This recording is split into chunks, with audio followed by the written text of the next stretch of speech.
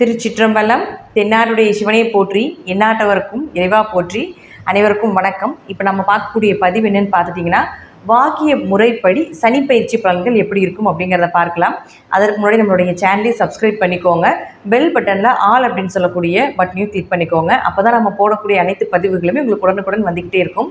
சனி பயிற்சி அப்படிங்கிறது திருக்கணிதம், வாக்கியம், நிறைய பஞ்சாங்கங்கள் உண்டு.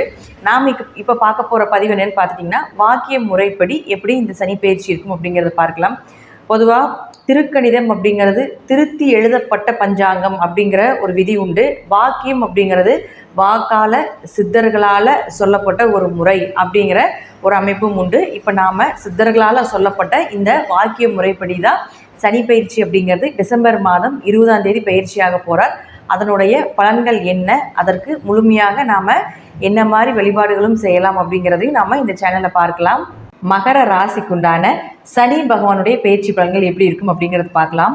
மகர ராசிக்கு ஜென்ம சனி விட்டுருச்சு. ஜென்ம சனியில் தான் நிறைய பிரச்சனைகளை கொடுத்துருக்கும், அனுபவங்களை கொடுத்துருக்கும்.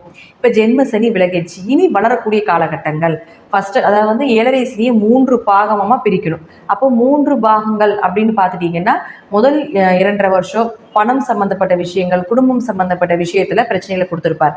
அடுத்தது ஜென்ம சனியில் எல்லாமே டோட்டலாக, அதாவது குடும்பம், குழந்தைகள், கணவன், மனைவி, அம்மா அப்பா, மாமனார் மாமியார், கெட்ட பெயர், அவமானங்கள், நண்பர்கள், இதிலிருந்து எல்லாத்துலேயுமே உங்களைய பிரச்சனைகளை கொடுத்து உங்களை தனிமைப்படுத்தி, தனிமைப்படுத்தினாலும் உங்களுடைய திறமை என்ன, நீங்கள் யாருமே இல்லாமல் தான் நம்ம வந்தோம், யாருமே இல்லாமல் தான் வாழ போகிறோம், யாருமே இல்லாமல் தான் போக போகிறோம் அப்படிங்கிற ஒரு தெளிவான சிந்தனையை இந்த ஜென்ம சனியில் கொடுத்துருவார்.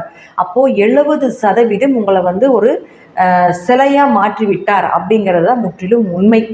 இப்போ அடுத்த 2.5 வருடங்கள், வரக்கூடிய 2.5 வருடங்கள் அந்த சிலைக்கு என்ன மாதிரி நம்ம வழிபாடுகள் பண்ணலாம். ஒரு சிலை தான் நம்ம அப்படி தானே செய்வோம். அதுக்கு என்ன மாதிரி டிசைன் பண்ணால் நல்லாயிருக்கும், என்ன மாதிரி வழிபாடுகள் பண்ணலாம், என்ன மாதிரி அவர்களை அழகுபடுத்தி பார்க்கலாம் அப்படிங்கிறது எல்லாமே தானே நம்ம கடைசி அந்த 2.5 வருஷத்தில் இருக்கக்கூடிய ஒரு விஷயமா இருக்கும். அப்போது சனி பகவானும் அதைத்தான் உங்களுக்கு இப்போ செய்ய போகிறார்.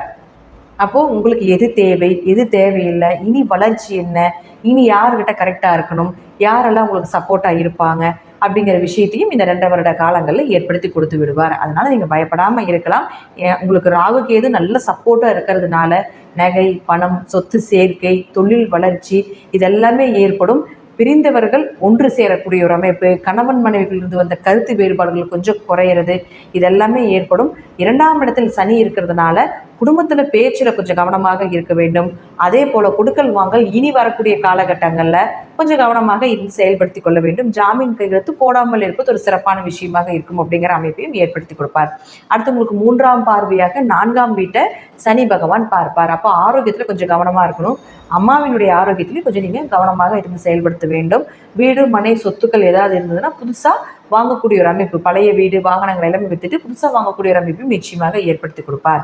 அடுத்தது 7ஆம் பார்வையாக 8ஆம் வீட்டை பார்ப்பார். அப்போ 8ஆம் வீட்டை பார்க்கும் பொழுது உங்களுக்கு ஒரு ஆயுள் கண்டங்கள் ஏற்படலாம். குடும்பத்தில் ஏதாவது ஒரு கர்மங்களுக்கு கலந்து கொள்ள வேண்டிய ஒரு சூழ்நிலைகளையும் ஏற்படுத்தி கொடுப்பார். குடும்பத்தில் ஏதாவது ஒரு கர்மா நடப்பதற்குண்டான வாய்ப்புகளும் உண்டு. மறைமுகமாக இருக்கக்கூடிய பணம் எல்லாமே வெளிவருவதற்குண்டான வாய்ப்புகள் உண்டு. அதே போல் ஷேர் மார்க்கெட், எம்எல்எம், சீட்டு சம்பந்தப்பட்ட பணம் சம்பந்தப்பட்ட தொழில் இருக்கக்கூடியவர்களுக்கு கொஞ்சம் ஒரு அவமானங்களும் ஏற்படுவதற்குண்டான வாய்ப்புகளும் ஏற்படுத்தி கொடுப்பார். அடுத்து 10ஆம் பார்வையாக 11ஆம் வீட்டை பார்க்கும் பொழுது கடின உழைப்பு இருக்கும். ஆனால் கொஞ்சம் ஊதியம் அப்படிங்கிறது கொஞ்சம் குறைவாக இருப்பதற்குண்டான வாய்ப்புகளும் உண்டு. ஆனால் நீங்கள் தைரியமாக செயல்படுத்துங்க. அடுத்து வரக்கூடிய உங்களுக்கு 2.5 வருட காலங்கள் உழைப்புக்கு மீறின ஊதியத்தை நிச்சயமாக உங்களுக்கு ஏற்படுத்தி கொடுப்பார் அப்படிங்கிறது மாற்றமே இல்லை. ஏன்னா குரு பகவான் பார்த்துட்டிங்கன்னா அடுத்தது ஏப்ரல் மாதத்துக்கு மேலே 1 வருட காலங்கள் உங்களுடைய 11ஆம் வீட்டை பார்க்கறதுனால லாபங்கள் தாராளமாக வர்றதுக்குண்டான வாய்ப்பையும் இந்த சனி குரு பகவான் ஏற்படுத்தி கொடுப்பார் அப்படிங்கிறது மாற்றம் இல்லை. மகர ராசியை பொறுத்த வரைக்கும் பார்த்துட்டிங்கன்னா ஒரு 70%, 75% கடந்து வந்துட்டீங்க. ஒரு 25% மட்டும்தான் இருக்குது. அதையும் உங்களுக்கு நல்லபடியாக கடந்து கொடுப்பார் அப்படிங்கிறது முற்றிலும் உண்மை. நன்றி. மீண்டும் ஒரு நல்ல பதிவில் சந்திக்கலாம். திருச்சிற்றம்பலம், தில்லையம்பலம், ஸ்ரீ நரசிம்மர் திருவடிகளில் சரணம்.